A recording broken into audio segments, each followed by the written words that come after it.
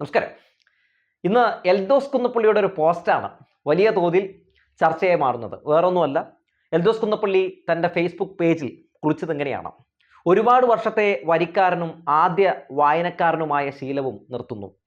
നാളെ മുതൽ പുതിയ വായനയിലൂടെ മാതൃഭൂമിയിലേക്ക്, സത്യസന്ധവും യാഥാർത്ഥ്യബോധവുമുള്ള വാർത്തകൾക്ക് എന്നാണ് പറയുന്നത്. അതായത് ഞാൻ മനോരമ വരുത്തുന്നില്ല, മനോരമ നിർത്തുകയാണ്, ഞാൻ മാതൃഭൂമിയാണ് വരുത്താൻ പോകുന്നത് എന്നാണ് പറയുന്നത്. രണ്ട് മാധ്യമവും വലതുപക്ഷ മാധ്യമം തന്നെ. അപ്പോൾ അതിനടിയിൽ വന്ന് ഇരിക്കുന്ന കമൻറ്റുകളാണ്, അതായത് സോമൻ എന്ന പേര് മാറ്റി ശശി എന്ന പേരിട്ടു എന്നൊക്കെ പറഞ്ഞാണ് ഈ പറയുന്നത് പോലെ മുഴുവൻ കമൻറ്റ് വന്നിരിക്കുന്നത്. മനോരമയിൽ വരുന്നത് മുഴുവൻ പച്ചക്കള്ളമാണെന്ന് പെരുമ്പാവൂർ MLA എൽദോസ് കുന്നപ്പള്ളിയും എന്തായാലും സമ്മതിച്ചല്ലോ എന്നുള്ള കമൻറ്റുകളും ഒരുപാട് വരുന്നുണ്ട്.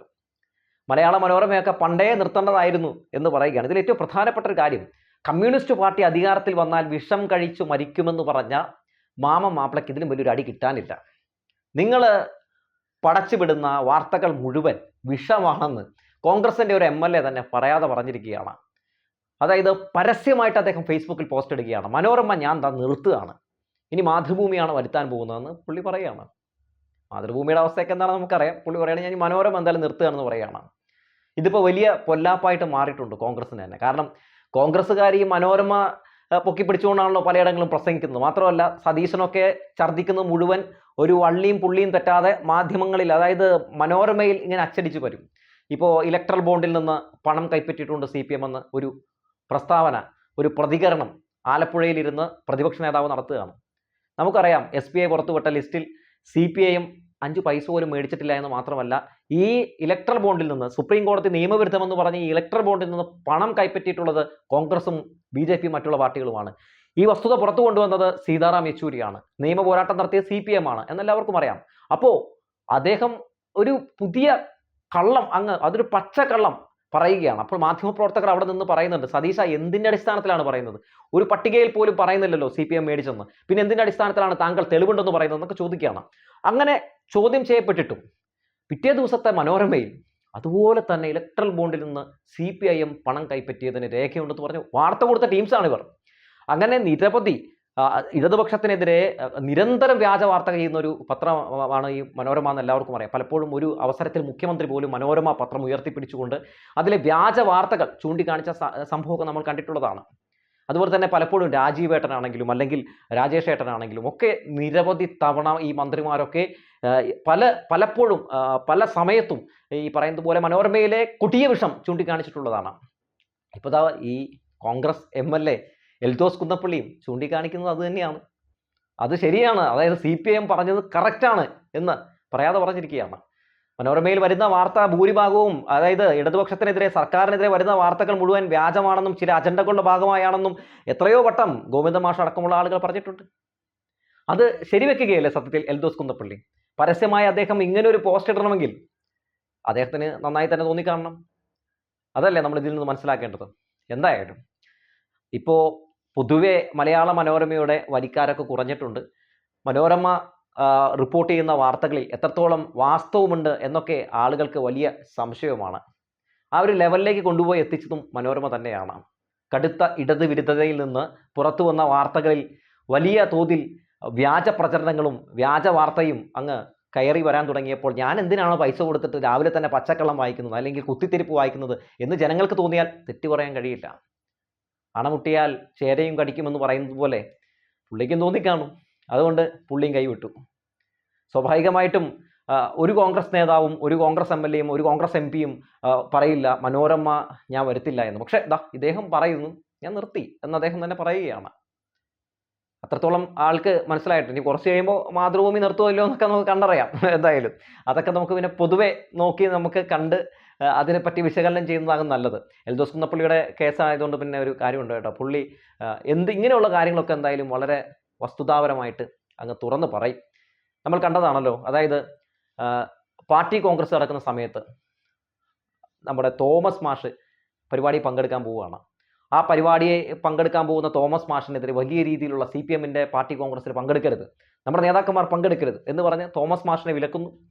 അത് വലിയ വിവാദമാകുന്ന സമയത്ത് കെ സുധാകരനടുത്ത് മാധ്യമപ്രവർത്തകർ ചെല്ലുമ്പോൾ കെ സുധാകരൻ പറയുന്നത് എറണാകുളം ജില്ലയിലെ ഞങ്ങൾക്ക് എത്ര MLAമാരുണ്ട്, ഒരു MLA പോലും തോമസ് മാഷിനെ പിന്തുണച്ച് വന്നോ എന്നാണ്. ആ സമയത്ത് എൽദോസ് കുന്നപ്പള്ളി MLA മാത്രമാണ് ഈ കേരളത്തിൽ എൽദോസ് കുന്നപ്പള്ളി MLA മാത്രമാണ് തോമസ് മാഷിനെ പിന്തുണച്ചുകൊണ്ട് രംഗത്തേക്ക് വന്നത്. അന്ന് സുധാകരനൊക്കെ കർണം പോക്കുന്ന അടിയാണ് കിട്ടിയത്. കാരണം അമ്മാതിരി പ്രതികരണമാണ് അന്ന് എൽദോസ് കുന്നപ്പള്ളി നടത്തിയത്. എൻ്റെ ഗുരുനാഥനാണ് എന്ന് അദ്ദേഹം പറയാൻ ഒട്ടും മടിച്ചില്ല. അപ്പോൾ അങ്ങനെ ആ രീതിയിലൊക്കെ പ്രതികരണമൊക്കെ രേഖപ്പെടുത്തി പലപ്പോഴും ഈ പറയുന്നത് പോലെ പല വിഷയങ്ങളിലുമൊക്കെ തൻ്റേതായ നിലപാട് ഇടയ്ക്കൊക്കെ പറയാറുള്ള ഒരു വ്യക്തിയാണ് ഈ എൽദോസ് കുന്നപ്പള്ളി.